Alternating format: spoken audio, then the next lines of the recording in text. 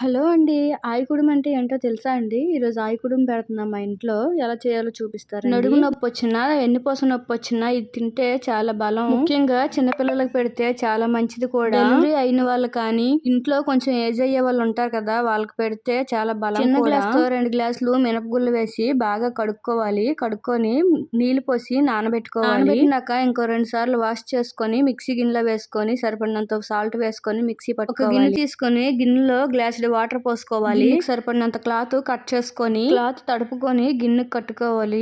White cloth ఉంటే white cloth తీసుకోండి. నా దగ్గర క్లాత్ ముడత రాకుండా కట్టుకొని మిక్సీ గిన్నెలో పిండి తీసి ఇప్పుడు ఇట్లా వేసుకోవాలి. క్లాత్ పైన పిండిని వేసుకున్నాక బాగా సదురుకోవాలి. చూపిస్తున్న విధంగా స్టవ్ వెలిగించి దీని పొయ్యి మీద పెట్టుకొని ఉడికించుకోవాలి. ఒక 15 నిమిషాలు. మధ్యలో మూత తీసి చెక్ చేసుకోండి ఉడికిందో లేదని తెలిసిపోతుంది. చాలా సింపుల్ ప్రాసెస్. చాలా బలం కూడా. చట్నీతో తినొచ్చు, చట్నీ లేకుండా తినొచ్చు. నచ్చితే లైక్ చేయండి, కుదిరితే ఛానల్ సబ్స్క్రైబ్ చేసుకోండి. ఉంటాను. Bye bye.